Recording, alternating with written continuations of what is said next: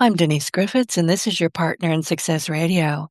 Today's guest, Keith Leon S., is a best-selling author, speaker, publisher, and filmmaker whose journey from profound adversity to helping others find purpose has really shaped a career at the intersection of personal transformation and, this is important, powerful storytelling.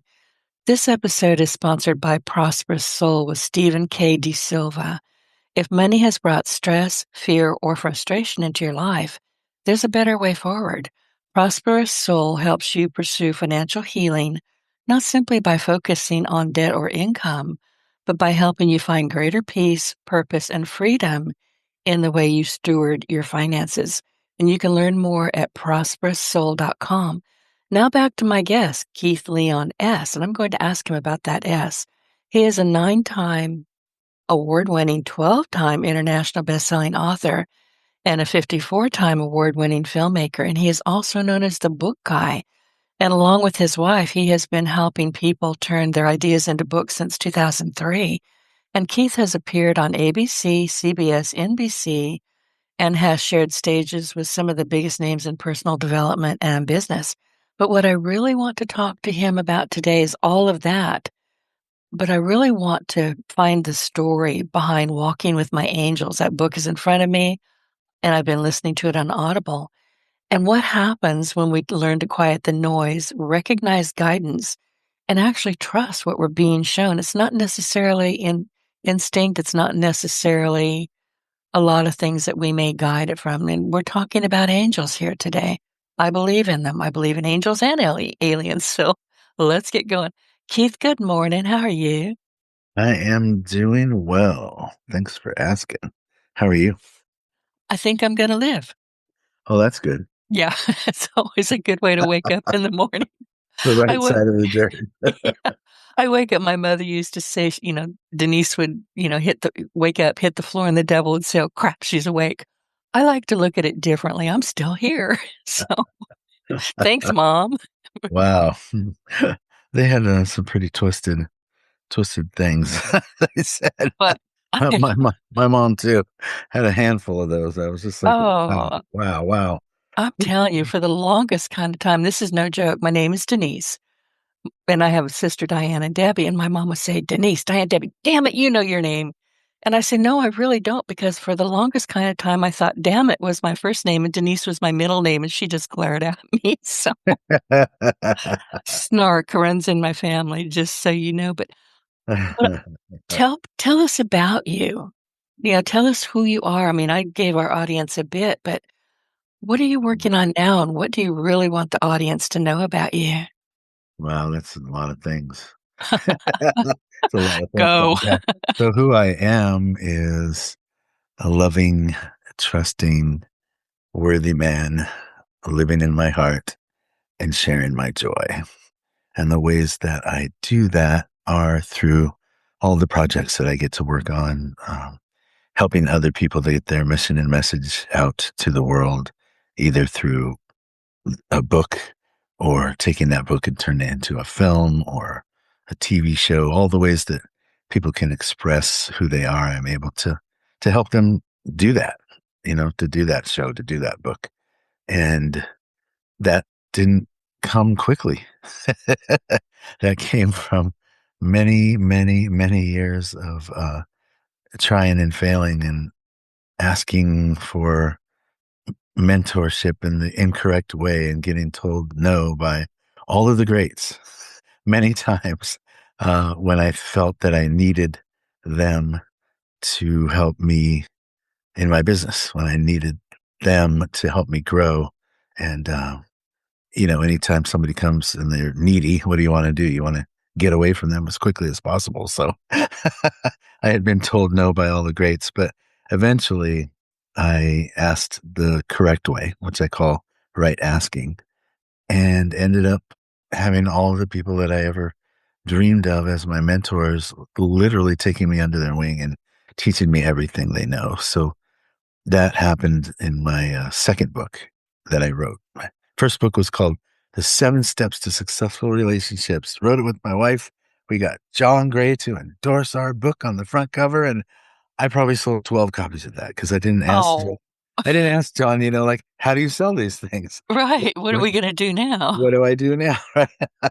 So I'd probably sold 12 copies of that when I was around from the very beginning of the trailers for The Secret. Because Reverend Michael Beckwith, that's my spiritual center I go to. He was in that, and so we heard about it before they even started passing around this really cool trailer that was like what is The Secret? And it was the perfect marketing piece to get the whole world involved in what is The Secret. So I couldn't wait for that movie to come out, and when it did, there were a few people that I knew in it, but in it was all of the teachers that I ever wanted to break bread with, I wanted to be friends with, I wanted to be mentored by, and they were all in that film. And the way a lot of people's brain works is, ooh, I can't wait to meet them and get their autograph, right?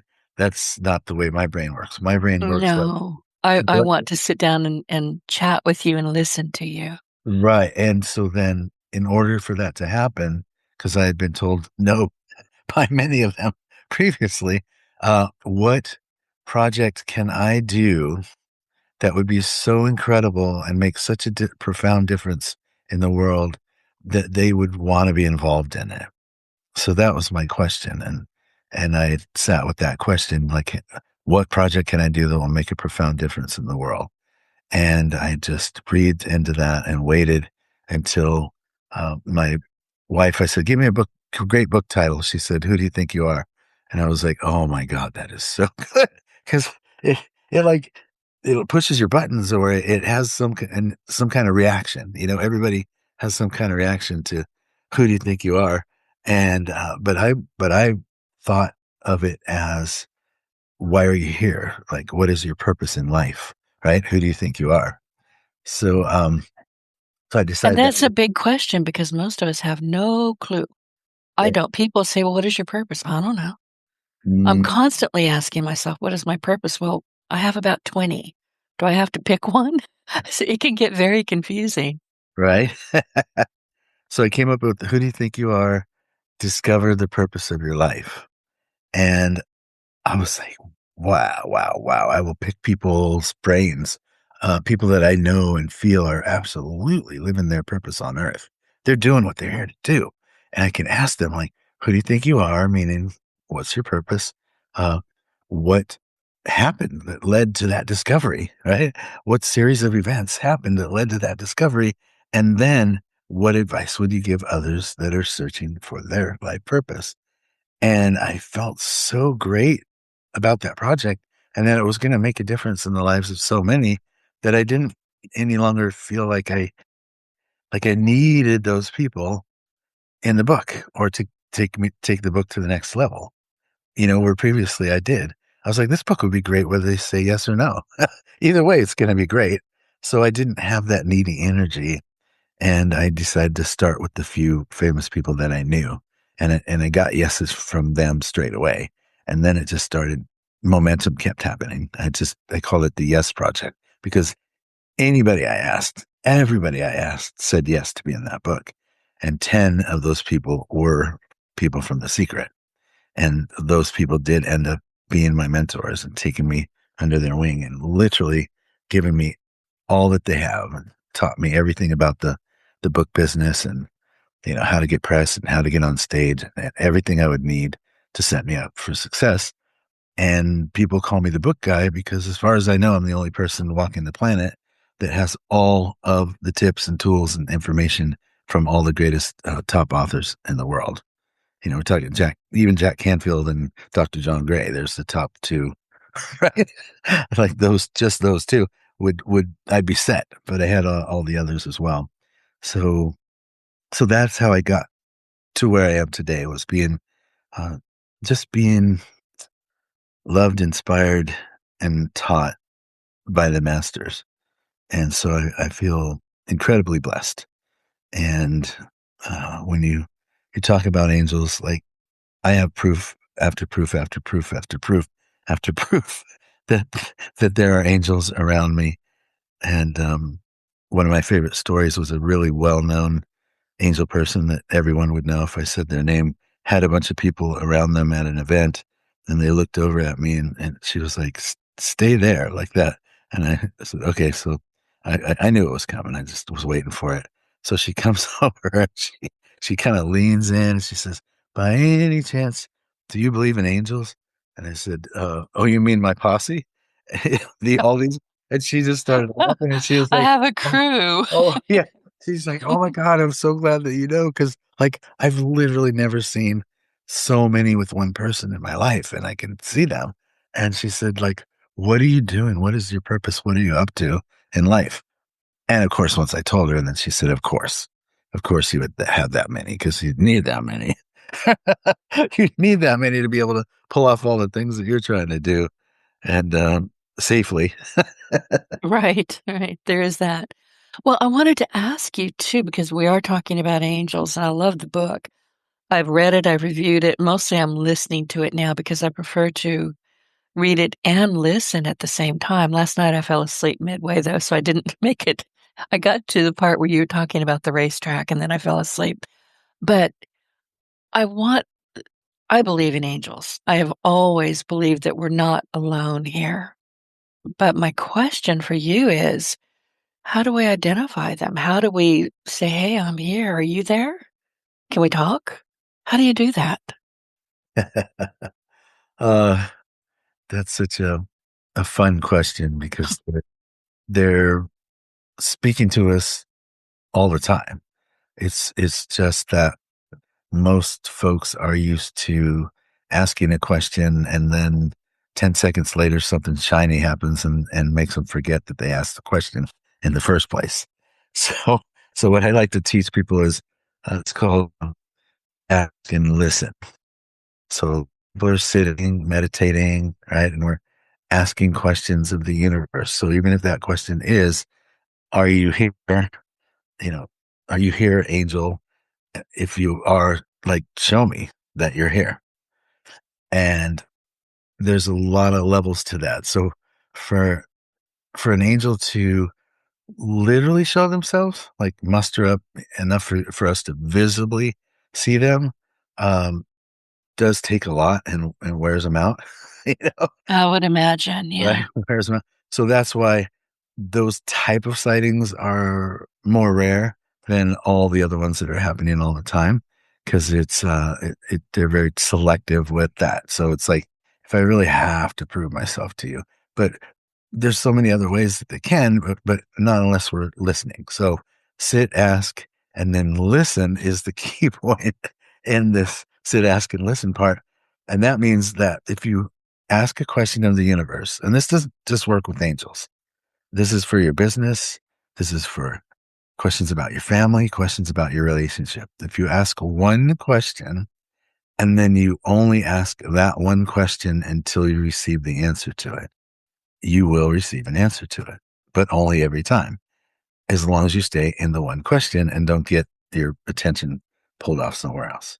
So, I do that a couple of ways, to be honest with you. I Anybody who's ever heard me talk on the show knows that I'm not a big sleeper. It's just not something I enjoy, and my mother used to say that sleeping cut into my reading time. I've been reading since I was 3. But when I am finally about to go to sleep, and it may be 11 PM, it may be 1:30, and I'm, up again in the morning early, I just don't need that much sleep. But when I know that I'm actually going to go to sleep, I can feel it. I can feel my body sinking, or I just, the iPad hits me in the nose when it falls on my face. But I will literally look up at my ceiling fan and say out loud, not internally, because God, that's like a highway in there. You know, a Houston highway. It's just all this noise in there. But I will say out loud, and I will turn it over to my subconscious for review and say, okay, this is the question I have about this, and I'm very specific about it. I'll say my prayers, and then I talk to my subconscious for review.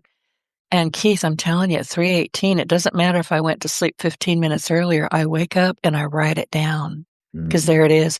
And another thing that happened recently, I was telling you that I've lost 3 of my quite elderly cats this year. It's just been heartbreaking, but I had them all. They were with me all of their lives.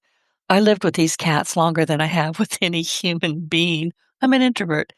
But my little cat, Odalie, she came and got me at 6:30 in the morning. She was on a little bed where I had put her because she really couldn't move anymore. She wasn't really in a coma, but she was dying. And literally, I woke up and just gasping because I could see her little face staring at me. And I ran and I got her just about 5 minutes before she passed, but I was with her. She came to get me, and nobody can argue with me about that. It happened. Beautiful. Scary, I know. Mm. Tell us your story about your guardian angel. How did you become aware that guardian angels are there and that Well, they're constantly there? They may be in your ceiling fan. I think I've mentioned that before. Yeah, my cats are well, looking up there. I don't know if it's, spiders, aliens, or guardian angel. I don't know what's up there, but if they're looking up there very fixedly, I am too. Like, hello, what's up there? yeah. Well, hold on to that question. Hold on to that question. I complete what I was saying earlier.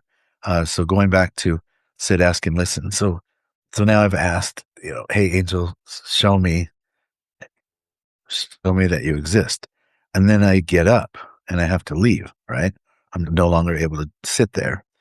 Keep asking the question and spinning it like a mantra over and over again as you go around the house, as you go out into the world. So it's not a one-time question. And Hey, that by the way, way, get you back don't to me miss when it you when can. the Right. Sorry, go ahead. now it's ask the question until you get the answer to it. Ask the question and do the answer to it. So if you keep spinning the same question over and over again, you don't miss it when you go out to the car, turn on the radio, and the lyrics coming from the song are exactly the answer to your question. You don't miss it when there's a wind sound in the trees that sounds like words that says, I'm here. You don't miss it when walking streets spinning the question and a couple is walking by and the words that one says to the other is the answer to your question. It's the answers are coming everywhere. It's just we're not seeing them because we're no longer in the question. And our angels are going like, oh my God, how many times can I answer the question? You're not listening to me. Right? People Hello. are like, how come my angels never talk to me? And I say, because you're not listening. That's the the answer to that question every time, because I know that any question that we would ever ask, if we just stay in the one question, you're always going to receive the answer. It's just whether you hear it or not. I So, catch myself wondering how irritated my angels get with me or my guides. I have a lot of guides. I have one that yeah. called Jeeves. He goes in the car with me. It doesn't matter where I'm going. I will talk to Jeeves out loud and explain what I'm doing, and I will say, okay, I need to get here. I need to get there. I'm directionally impaired like crazy. I would prefer not to get lost. And I really don't want the local constabulary catching sight of me for any reason. So, and I get, and Jeeves is very good about it. He gets me where I need to be. I find good parking. I get home safe, and I didn't run out of gas or have a flat tire. Yeah. Well, guardian angels, we all have at least one, I at would think. least a number for most of us, and it's not just a clever name if you think about it. Guardian angel. So they have two jobs. One, love you unconditionally, and two, get you to your predetermined expiration date. So we all know why we're coming here, what we're going to do, and when we're going to leave the planet. But when we decided that we wanted to come here, there wasn't as many trains, planes, automobiles, flying bullets, poisons in the air, poisons in the water, poison. It's like so many ways to kill you there are now, Right. right? And so they're just on high watch, trying to keep us alive. I mean, can you imagine? You can't. There's just like this constant attention they have to pay, and the reason that, like in the book, that mine came to me when I was so young, and that I literally was able to, and blessed enough to hear my guardian angel's voice, was because I wouldn't be here if it weren't for that guardian angel. My mom was manic depressive. She barely got out of the bed. Didn't have a father. My poor teenage sister was trying to raise me, but she was also trying to hang out with her friends. And we lived in the hood. I mean, in a bad neighborhood. And it was he just had to eventually intervene and speak to me and identify himself so that I would know that who it was and why I was hearing the voice. And then he would be able to save me, many times over and over again, which you read about in the book. that I was Mm. saying because he was willing to do that for me. And and I was like, why am I special? Why can I hear? He's like, well, who else is looking out for you? Like literally, I have this job, keep you alive. And if I don't do it, nobody will, because Let nobody's me watching. do my job. Yeah, Yeah. nobody's watching you. So Right. so there was, it was fun because the only people I really told were my mom and my sister, and it was fun to see them, how long it took them to really get it and just be like, yeah, yeah, that's not an imaginary friend. It's not. And one of them I wrote about in the book, the gold story. That's my favorite. Uh, where where my mom was hanging out. She actually had friends over at the house and they were hanging out, and my guardian angel said, tell her and her friends to buy gold. And then I told them, and they laughed me out there. Your imaginary friend is telling us to buy gold, and they made fun of me. And that was back in the early '70s, I think it was. There was this huge gold spike. I mean, 800, 900%. It just went through the roof, and they all missed the boat because they didn't listen to me. And so the next time they were over, they're like, so what does your angel say now? What does your angel say now? Because now they believed, right? Oh, And now you wanna hear I me. listened. Okay. Yeah, so I listened to my angel's voice, and he says you should have listened to me the first time. And they're like, oh no. That's just wrong. That But that was him having some fun with them. He do did they have a get I wanted to ask you this, because reading and listening, I suspect that my angels, my guides, whatever we wanna call them today, get a little bit irritated with me. oh my goodness. I I have mean, they clearly they have I get irritated with me, so I can imagine if they're saying, "Denise? Denise, damn it, Denise." yeah, yeah. You know? Well, the one you read about, like the literal earthbound angel, the one that came to me in the flesh and spent time with me, I haven't just no idea how he put up with me. Uh, I just don't. He would just look up sometimes, rolling his eyes like, oh. Uh, and the same the other way, because I would ask him questions, and all I ever got was questions in response to my questions. I'd ask him a question, and he'd ask me a question. Well, how do you think it? What do you think it should be? Well, I'm just like, just tell me, right? So I think it went both ways. Like I That think, doesn't ever work, does I don't know about you. Somebody tells me what to do. My nav system, she says, "Go left here." No, I'm not um, gonna do it. We need to go deep and figure out why we're asking these questions and why questions are being asked of us, and then sit with them and work through them. If you just give everybody answers, you're not helping them. yeah, but he was the angel there to take me from believing in nothing to believing in everything. Like, help me get with a shortcut now and then. Yeah. What you know? casino should I go to today? That Yeah. kind of thing. Yeah, it was crazy, but I remember one time you know, he was like, he did one of the things he did to show, to for proof. He would just do things and show me miracles, or, move something across the room, or, just to constantly trying to get me to believe, because I would have myself talked out of that I saw what I saw the day before. By the next day, I'd be like, "Nah, that didn't happen." But so at one point, he did one of those kind of magical, cool things, and I was like, "Oh, that's so cool!" And he just lays back and rolls his eyes and goes, and still he's impressed with my parlor tricks. And he says, "Keith," he says, "you have more power in your little finger than I have in my body. If you only knew how to harness that, that's why I'm here. That's what we're here to do." And I was just like, wow, he was so frustrated. I can imagine. I every once in a while, I'll take a look over my shoulder. I live alone blissfully. I've been married. I'm not doing that again. Did my time. But every once in a while, I'll catch myself looking over my shoulder and saying, "What?" I don't know who I'm talking to. And mostly it's in my dining room of all places. There's somebody or something in my dining room, and I get a little bit irritated every now and then because I, walk through the house and I'll just say, "What now?" There's something in there. I'm telling you, it's not a ghost. This house is only 20 years old. I bought it when it was a year old. There's nothing in there, but there is something in there, and I know it. I don't argue with it. Well, I kind of do.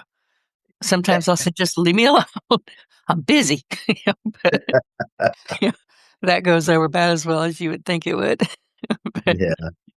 Well, and the beauty is like all the things that I did learn, right? All that I that were proven to me that it happens as you believe, right? All the things that there was this guy in a book one time that people quote a lot who said things like, "As you believe, it's done unto you. Pray, believing that you have, and you will receive. It happens as you believe." Said it a million different ways, and I oh, got several people have said that. yeah. That's all over the place. So I got to see proof of that over and over and over and over again.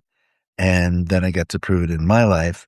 And then that's what the beauty of one of the things that I get to do in my business, right, as a publisher, is to help people to write their book, right, with grace and ease and get that mission and message out to the world. But get that message out to the world is one of the things, right? So I get to um, teach these principles to them and see them get to see the proof of those things. Right? So, so many publishers, they publish your book and that's it, right? Every book that we've ever published, all of my authors, they get complimentary mentoring as needed for life. And I don't know any other publisher that does that. But that's because all those people, those 10 people from The Secret and all the other people in my book, who do you think you are? Took me under their wing and taught me everything that they know. So when Jack Canfield suggested that Maura and I become publishers because we were helping people to get their book out and then just kind of stopping there, we weren't taking it all the way through. When he suggested that we be publishers, I was like, well, what will we do that's the opposite of what traditional publishers do? Because I did not have a great experience over there. So it's like, what's the opposite of what they do? And one of them was they leave you high and dry when you need them the most. And so that was one of the things I came up with was I would give every one of our authors what I received, and that's all the knowledge from all of those masters. And so in that, I get to teach people about the power of spoken word and right asking. Like I told you, there's a way to ask for a book endorsement where you'll get a yes almost every time. But then the way to not ask is what everyone else does because you don't know what you don't know. Um, to get a forward for a book, you really need to either be a colleague or a great friend with the person that you're asking. And even then, there's a very specific way to do it so that it just makes it easy for them to say yes. So there are so many of the things that I learned in those lessons from the angels that I ended up getting to put into my business and bring practicality to them, right? And teach them in a way that maybe I'm with somebody who's more of a business mind, red energy, as opposed to purple up there in the clouds, right? And I can say the same words so that that businessman would understand and give it a shot, and then prove that the same principle. Uh, so I learned different ways to present the same thing, so that no matter who that I'm connecting with or teaching or inspiring, I'm able to say it in the way that they will be willing to receive it. That makes And sense. and that's the same with angels. Like they will show up to you when they do show up, they'll show up in the way that you would prefer and the way that you would believe it. Like for instance, um many people what's the one I'm trying to think. I was doing angel cards, and when I went to do those, I asked 11 archangels for 4 messages each that they wanted me to put down for the world to, draw that card and be inspired to take an action. And so when I got to Gabriel, right, I said, Gabriel, please give me 4 messages to touch and inspire the world. And I heard, it's Gabrielle. And it was a woman's voice. And I was like, "Oh." I was like, Told you. "I stand corrected. My bad. Okay, it's Gabrielle." And then I wrote that down with a different spelling, right? So that I would remember that. And so when I got to the end and I realized out of my list that I had of the 11 archangels, it was like 8 of them were women, Ariel, Gabrielle, right? And so I thought about that and I was like, well, of course. Like I was raised by my grandmother, my mom, my sister, right? I'm more comfortable in a room full of women than I am in a room full of men, right? I just always have been. So of course, Gabriel would say, it's Gabrielle, of course it would appear to me in that way that I would, you know, be more comfortable. And I just thought that was a fun way of receiving that. I love that. And, we talk about I think that not everybody's going to believe in angels or spirits or guides. It's entirely up to you what you believe or you're willing to accept and explore. And a lot of people say, "Oh, it's just intuition." They told me not to get on the plane, so I didn't get on the plane. You've all heard these stories. Yeah, yeah. And I lived, and I call those God winks. Hmm. I mean, Hmm. seriously, those are God winks. This is what happened. I take my showers hot enough to steam broccoli, literally. I mean, I will scald myself, and Right. I know. It's just how I didn't need to get in there and steam myself half to oblivion. But when I'm in there, everything stops. It's like the world slows down. Nobody's trying to talk to me. Nobody is calling me. I'm not worried about what's going on in my office. I'm by myself and I'm listening. And that's when I get the downloads and the God winks, and they come fast and they come furious after I determine, because we all have these voices in our head, don't we? And I Hmm. call them, there's two different voices. One is, "Oh, I'm going to do this." That's ego. Ignore those. Don't write them down. The other is, "We can do this." Those are God winks. That's somebody talking to you. And I take bathtub crayons into the shower and I write those down. And as soon as the steam dissipates, it takes a while. I'll go back in and I'll take pictures of the shower stall, and then I clean it all off. But I didn't lose those God winks. I've still got them. Well, um, going back to what you said, I like to say, it doesn't care. It doesn't care what you call it, as long as you call it. Yeah, and So, you're paying attention and you're right. listening. Yeah. So You keep saying, "Listen, listen, listen." when people say, "Oh, that's just instinct," I go, Yeah, "Cool." Because it's the same exact thing. We're just putting a different name on it. But do you listen to the instinct when it happens? That first instinct is always right, but only every time. And if you wrote it down, the first instinct you had, and even if you've gone back and forth 50 times, it's always going to be the first one was the one that was right. So it doesn't care what you call it as long as you call it, right? As long as you listen to it. So it's interesting when you said we all have voices in our head, right? we do. And the one is ego, and the other one is what I call the little liar. That's the ego, is the little liar. But it, Right. but but you when you say ego, you're talking about the part of us.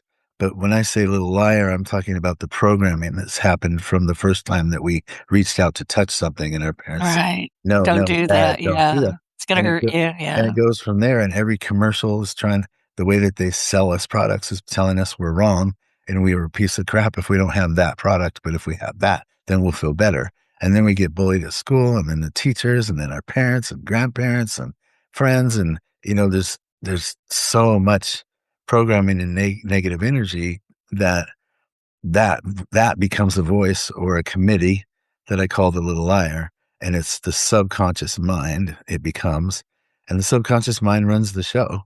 And so that's why all those people that go to all those, you know, silly workshops and do affirmations and all the things that they do to turn that around, to try to reprogram the subconscious mind to believe good stuff instead of bad stuff, right?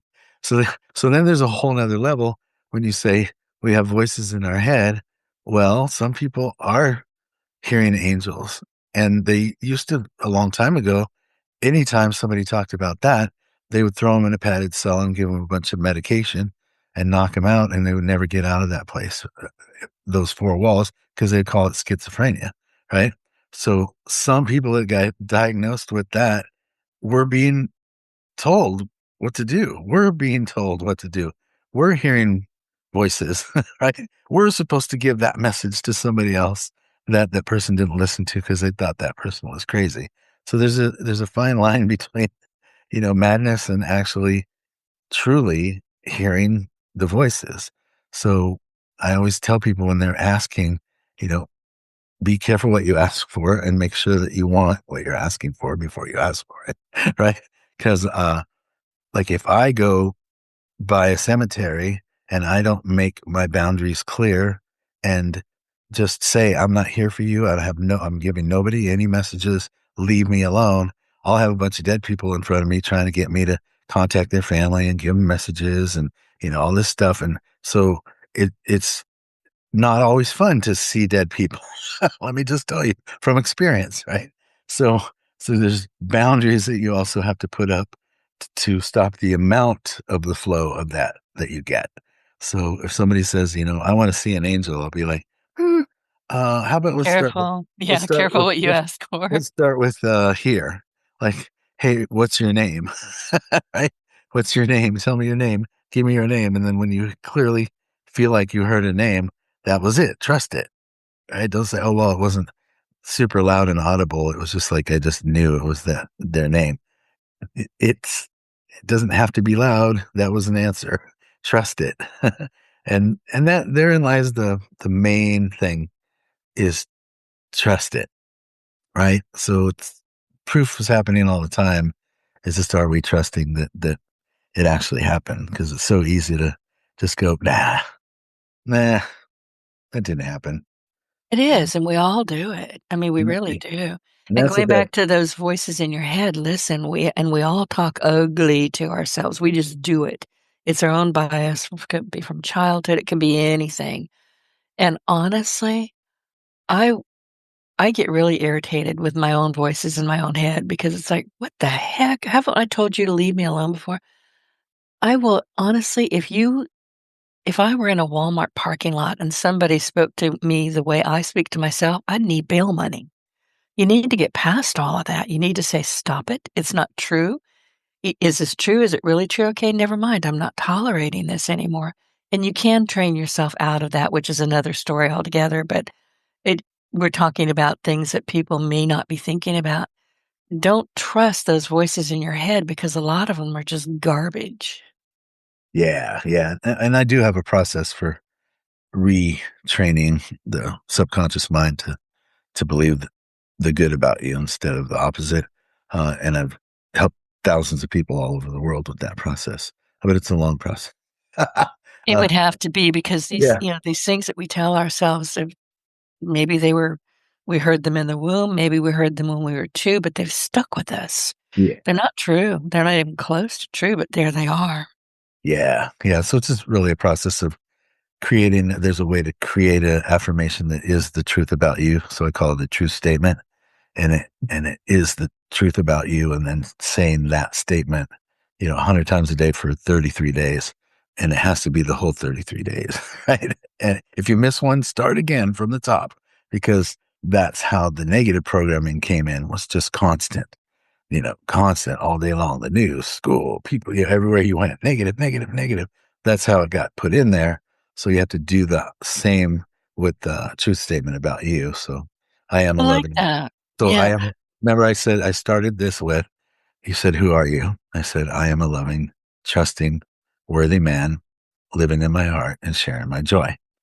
That's my truth statement. That is the things that I did when I got that statement. I did not believe I was loving, trusting, or worthy. And then if I was being loving, trusting, and worthy, what would I be doing? Well, I'd be living in my heart and I'd be sharing my joy wherever I go. I'd be so happy that people would be like, I don't know what he's on, but I want some of that. Like that's what I'd be doing.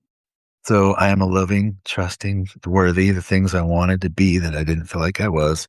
And then what would I be doing if I was being loving, trusting, and worthy, living in my heart, sharing my joy? So I said that statement 100 times a day for 33 days. Well, that's the homework.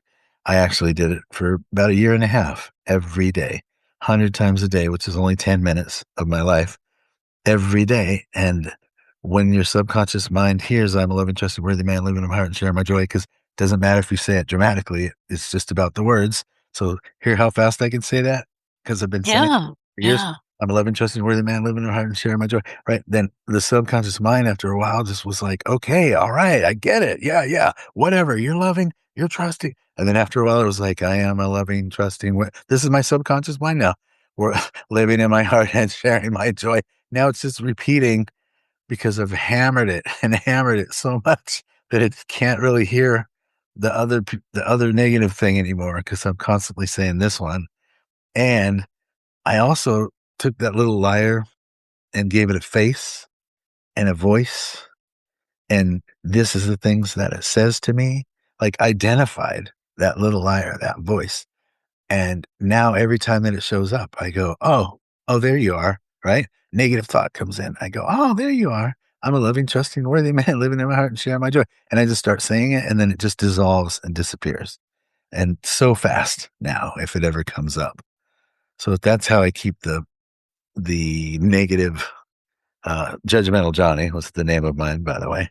That's how I keep Judgmental Johnny outside of my head, um, and outside of my energy by having that affirmation. And anytime he shows up, I just say that, and then he just disappears. You could put that on an index card and paste it to your mirror. So while you're brushing your teeth, or I don't know what people do in bathrooms. I tie my hair up and go. That's pretty much it. I've got very curly hair, and if I'm stupid enough to brush it in high humidity, it turns into haggard hair. So I just staple it down. Well, But I teach people to write it on index cards because I if love you index cards. I use like the it's heck out of well, them. as soon as you tape it up, as soon as you've seen it 3 or 4 times, now it becomes the background and you don't really see it anymore.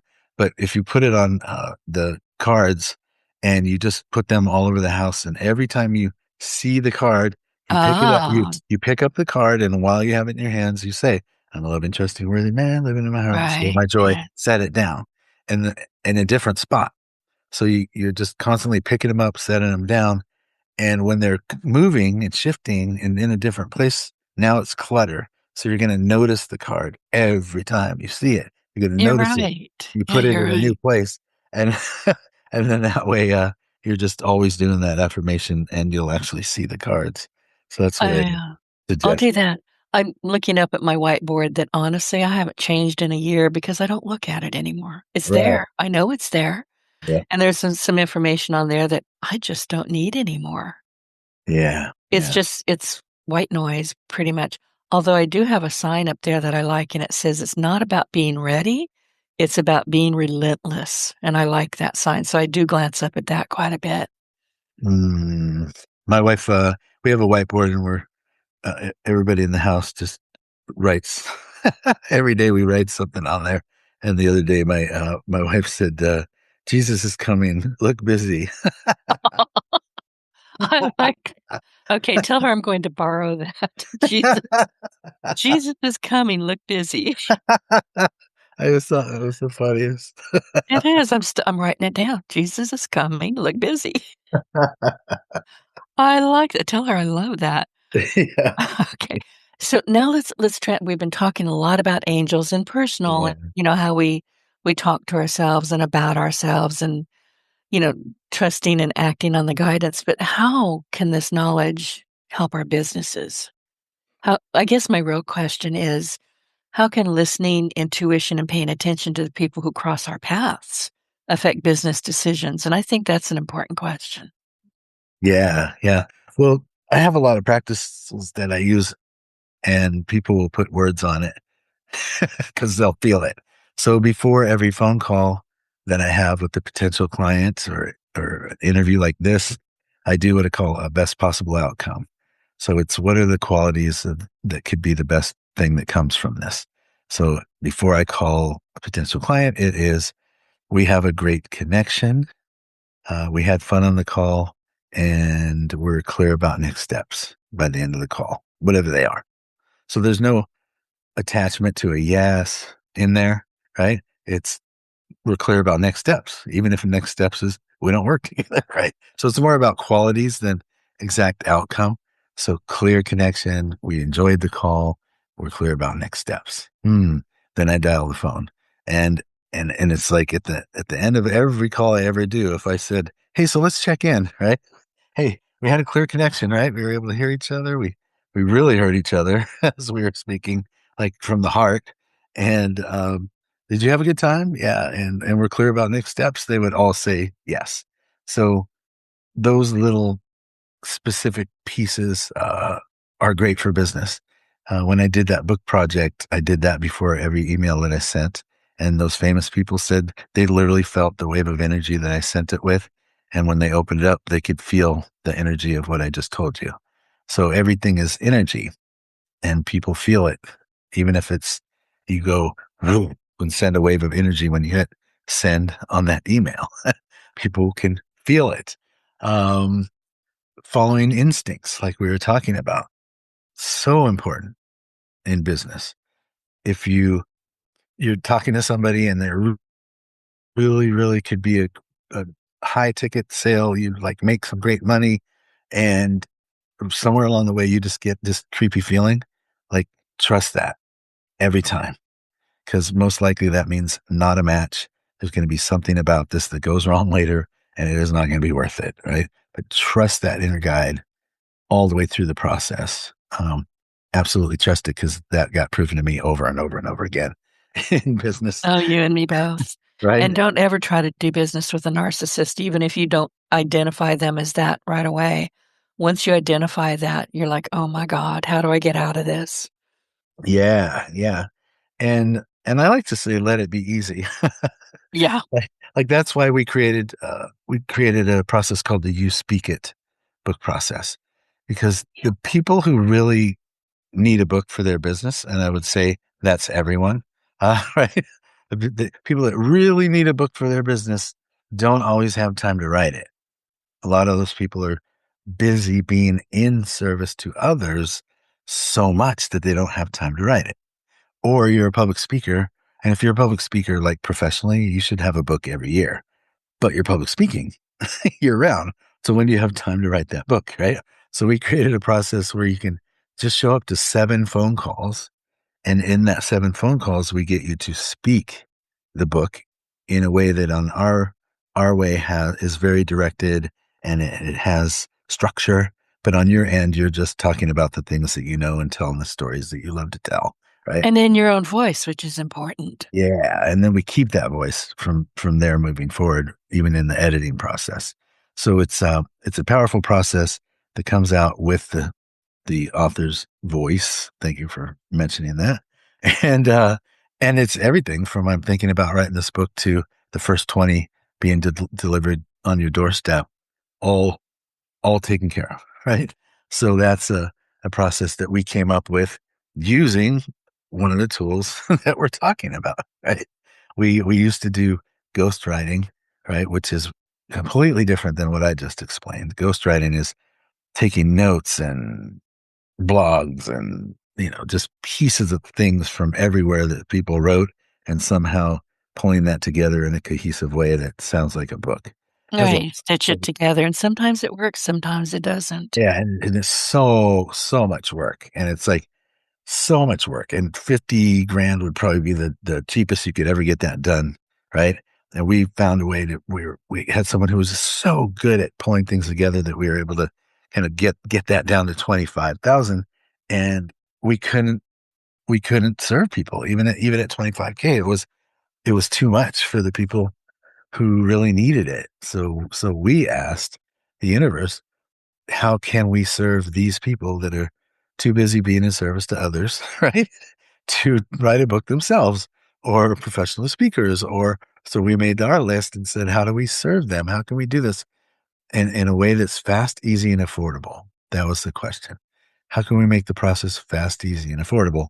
And we had a blank sheet of paper because, we used to write on paper with pencils back in the day. I still do. I believe in writing. Yeah. I have So, composition books, the Dollar Tree composition books? yeah. I've got boxes full of them. I love to just scribble Yeah. stuff.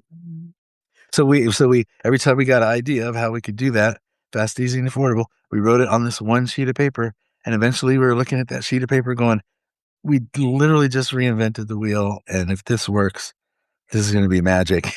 So I reached out to 3 really well-known people that I always wanted to do a book for, but hadn't. because we're publishers by then, and just said, "Hey, can you sign a non-disclosure and can I tell you about this process? And then can you pick holes in it and tell me what's wrong with it?" And then all three of them were like, "Oh my God, that sounds brilliant. Like it sounds so easy. And your price point? Yeah, send me a link." So I was just like, yes. So the first three that we got to do of You Speak It were people that I always wanted to do books with, and they were very successful authors. So we got to get the feedback, right, during the process that could make it even better. So that now it's like a oiled machine on our end. But grace and ease, if you allow it to be on the author's end, but only if you allow it to be. Right? Right, It's right. grace and ease. When it's not easy is when people try to bring in their ideas and control it. This is not that process. This is if you'll just surrender and just talk and allow us to guide the ship, it'll be the easiest thing you've ever done. And then you'll have a book.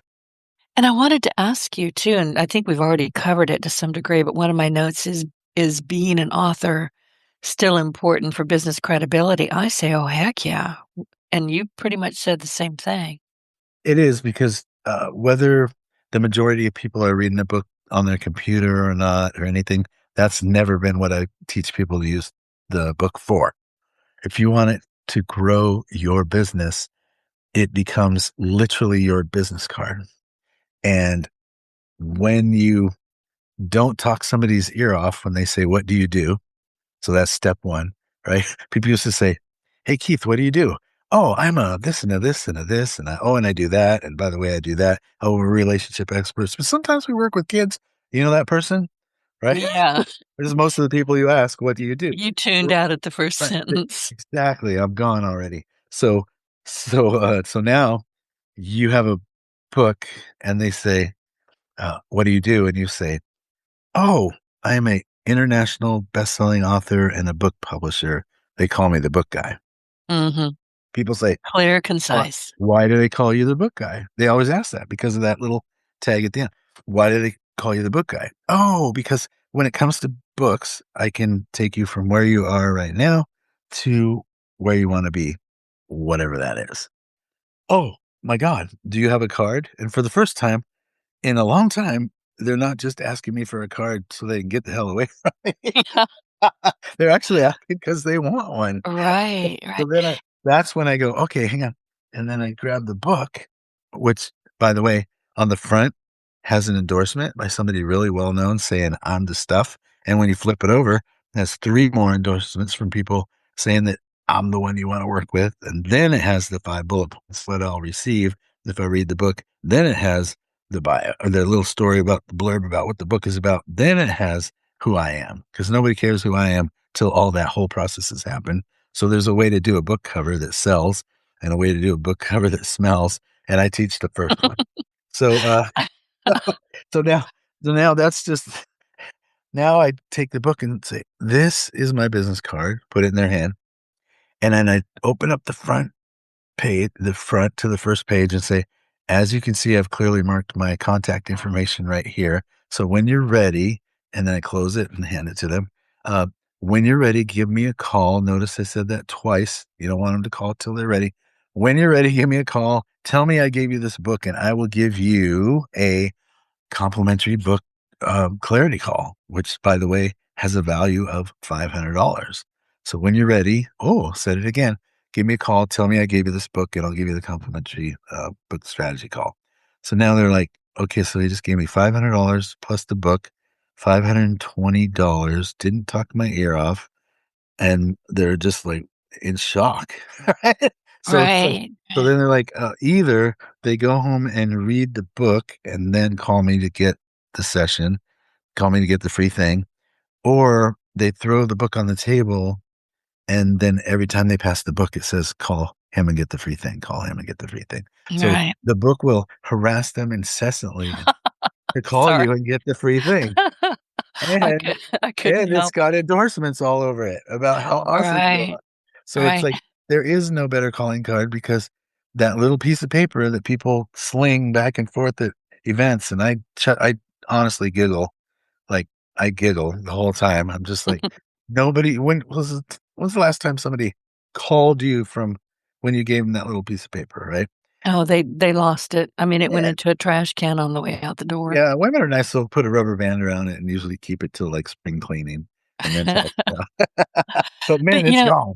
It's I know, I've seen it happen, and I have to tell you, you're as passionate about books and your book guy expertise as I am about podcasting, and I'm known, honestly, as Denise Griffitts, Nerd and Stilettos, and that happened because of years ago, I had a guest on the show that he asked me what I do, and I went and I did exactly what you're talking about. I didn't know. I just said, because nobody ever asked me what I do, and I had to stop and think about it, so I said, "Well, I have a computer science degree that nobody cares about but me because I had to pay for it.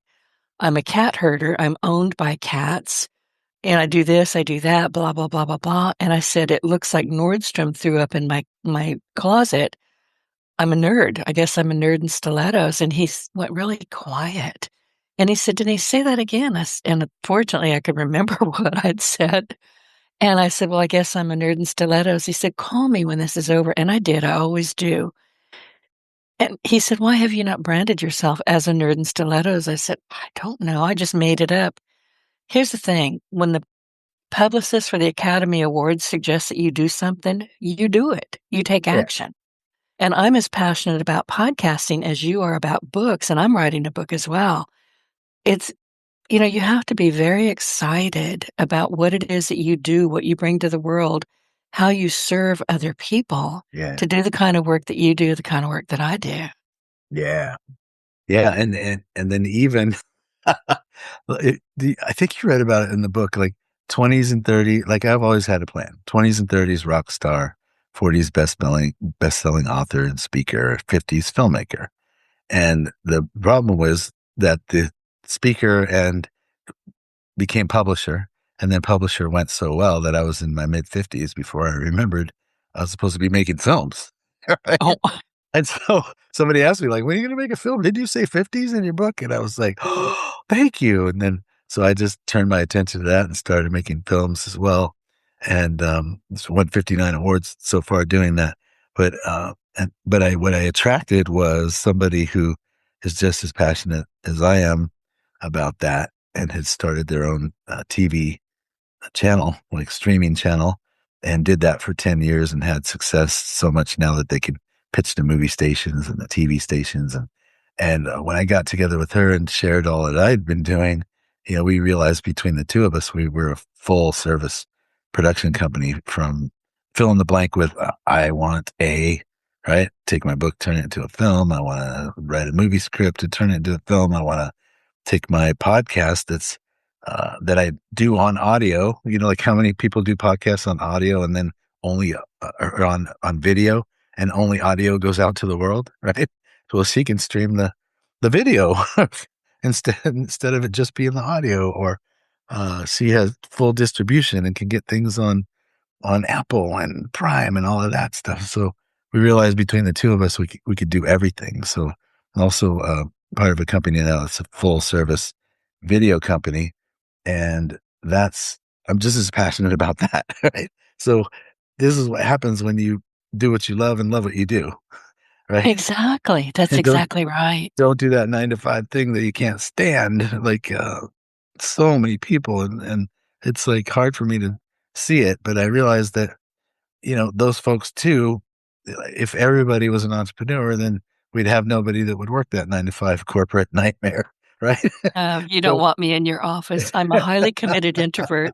I run with yeah, scissors, and I'm not going to get you coffee. You can go get it yourself. It's right. just not going to happen. I have to be alone. But, But once you know that, you go do. right, and thank God there's people that don't maybe that don't mind that, or will do it anyway. So it's like everybody has its place. Thank God there are our mechanics, right? Who love, who Exactly. love to bust a knuckle and get dirty and do all of those things that our cars wouldn't be running. So it's like everybody does what. We all have our purpose. We all have where we Yeah. need to be and where we need to grow. And we are running out of time. So, Keith, and tell me very quickly, Keith Leon S. What is the S about? Oh man, if only that was quick. I was born Keith Leon Smith, hated it, lost Smith a long time ago. I was just Keith Leon. And that was my stage name. So in the bands I was in, when I first started speaking, Keith Leon. Everybody knew me as Keith Leon. Nobody even knew Smith existed. Um, when Walking with My Angels was coming out, I was told, literally told, find the top numerologist in the world to pick the date of when you're going to launch the book. So I did that. Then the top numerologist said, "Hey, I'm not just going to do the book. I'm going to do your business. I'm going to do your relationship, and I'm going to do your chart." So he did everything, and then he said, "Okay, Mr. Leon." And I said, "What?" He said, "So you're born Keith Leon Smith. When you add up those, the full name, it's and I can't remember if it's 5 or 7, so I'm just going to make one up. But when you add all those up, Keith Leon Smith, you're a 7. But when you took off Smith and you do just Keith Leon, you're a 5." And so, do you find that people, man, they love you. They trust you. They feel so connected to you. You could probably run a cult because people would just follow you around because they're so drawn to you and they just adore you. And I go, uh huh, uh huh. And he goes, but then when you're in a room full of people and you're trying to sell your book program, you have to work 10 times harder than the fear tactic money scare guys, right? That say, or anybody that says you'll make $1 million selling your book. You have to work 10 times harder to sell anything in a room full of people. And I was like, yeah. And he's like, that's because you lost the Smith or the S. Either way.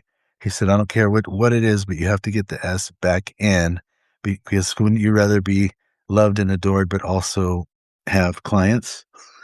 Yeah, that's Yeah, well, important. actually, yeah. So he said, so I don't care if it's S Keith Leon or Keith S Leon or Keith Leon S, or I don't care how you do it, but you got to put the S or Smith back in, and that'll completely change the face of your business because you're doing well, but you're working too hard. And I was just like, oh my God, it's so true.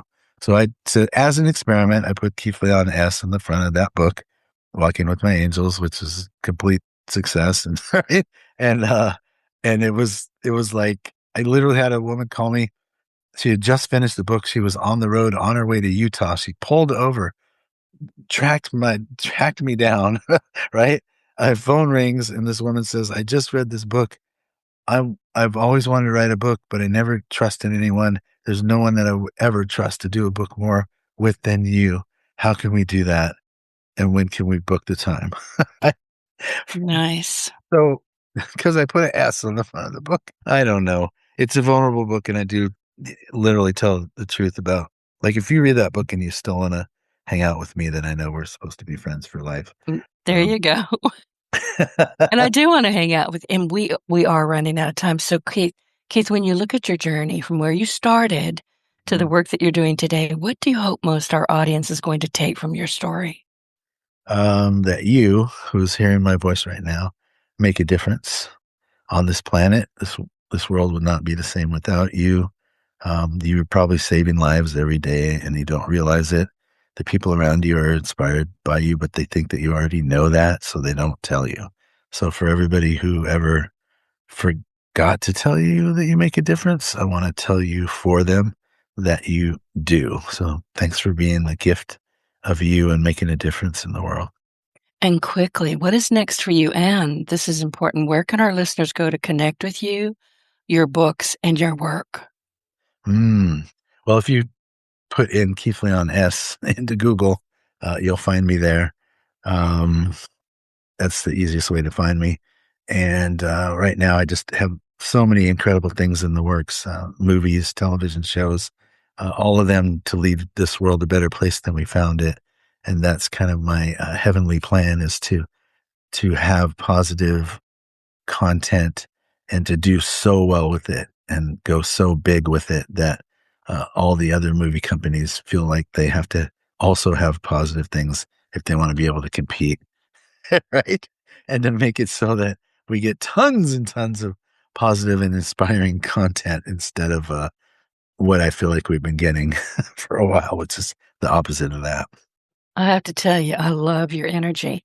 Listen, everybody, and thank you, you know, Keith, for being here with us today. This has been a fascinating conversation. And to our audience, this is a powerful conversation with Keith Leon S., and he just explained that S. I had to know. His story is a reminder that where you begin does not have to determine where you end up. And we talked about purpose, inner guidance, turning pain into service, and how your story can become a message that impacts others. So to learn more about Keith, his books, and his work, visit keithleon.com. And thank you, everyone, for joining us for another episode of Your Partner in Success Radio. And until next time, remember, success is not just about what you achieve, it's about who you become along the way. I'm Denise Griffitts, and thank you for listening, and we will see you every week, Monday, Wednesday, and Fridays. Keith, again, thank you so much. Thank you for having me. My Blessings. pleasure.